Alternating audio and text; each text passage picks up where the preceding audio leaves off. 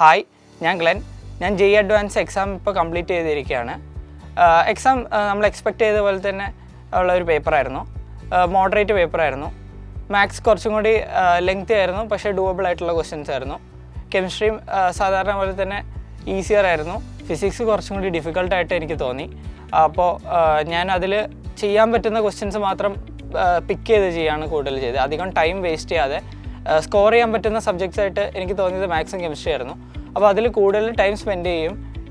ഫിസിക്സിൽ ഇപ്പോൾ matrix matching ഒക്കെ നമുക്ക് പെട്ടെന്ന് ചില ഓപ്ഷൻസ് വെച്ച് മാത്രം എലിമിനേറ്റ് ചെയ്യാൻ പറ്റുന്നതുകൊണ്ട് അങ്ങനത്തെ ഹൈ റിവാർഡുള്ള ഇതുകളും ലെസ് ടൈം കൊണ്ട് ചെയ്യാൻ പറ്റുന്നതും ഞാൻ ചെയ്തു. അധികം ഒരു ക്വസ്റ്റ്യനിൽ സമയം കളയാതെ മാക്സിമം ട്രൈ ചെയ്യാണ് ചെയ്തത്. ഏറ്റവും മെയിനായിട്ട് സൈലത്തിൻ്റെ ഇതായിട്ട് എനിക്ക് തോന്നിയത് എക്സാംസ് ആണ്.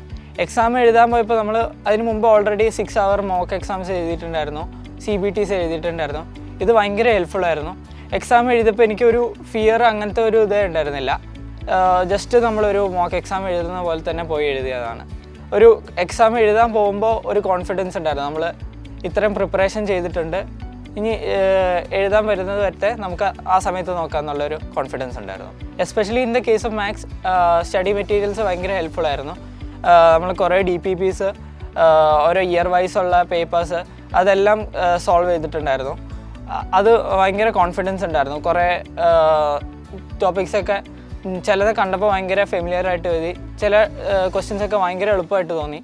അങ്ങനെ മാത്സ് അങ്ങനെ ചെയ്തപ്പോൾ ജനറലി JEE അഡ്വാൻസ് എന്ന് പറയുമ്പോൾ മാത്സാണ് ഏറ്റവും ഡിഫിക്കൾട്ട് ഇൻ ഇന്ത്യ, അങ്ങനെയാണ് പറയപ്പെടുന്നത്. പക്ഷേ എനിക്ക് മാത്സ് കൺസിഡറബിളി ഈസിയർ ആയിട്ട് തോന്നി ഇത്രയും ക്വസ്റ്റ്യൻസ് എല്ലാം ചെയ്തുകൊണ്ട്. സൈലത്തിൻ്റെ സ്റ്റഡി മെറ്റീരിയൽസും DPPസും മാത്സിൻ്റെ എസ്പെഷ്യലി കുറേ ഇങ്ങനെ ക്വസ്റ്റ്യൻസ് ചെയ്തതുകൊണ്ട് എക്സാം ഭയങ്കര ചില ക്വസ്റ്റ്യൻസൊക്കെ ഭയങ്കര ഫെമിലിയർ ആയിട്ട് തോന്നി. ആ ഒരു കോൺഫിഡൻസ് ഉണ്ടായിരുന്നു മാത്സ് എഴുതാൻ പോകുമ്പോൾ. ഫാക്കൽറ്റീസിനെ കുറിച്ച് പറയുകയാണെങ്കിൽ മാത്സിൻ്റെ കാര്യത്തിൽ എനിക്ക് ഇക്ബാൽ സാറിനാണ് ഏറ്റവും കൂടുതൽ ക്രെഡിറ്റ് കൊടുക്കാനുള്ളത്.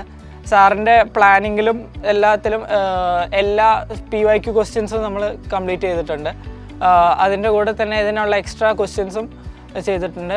കെമിസ്ട്രി ഫിസിക്സ് ആണെങ്കിലും നമ്മൾ PYQs തറവായിട്ട് ചെയ്തിട്ടുണ്ട്, അതിൻ്റെ കൂടെ തന്നെ എക്സ്ട്രാ ക്വസ്റ്റ്യൻസ് ചെയ്തിട്ടുണ്ട്. അങ്ങനെ ഫാക്കൽറ്റീസ് എന്താണ് നമ്മൾ എക്സാമിന് മുമ്പ് പ്രിപ്പറേഷൻ്റെ ഇതിന് നല്ലോണം ഗൈഡ് ചെയ്തിട്ടുണ്ട്.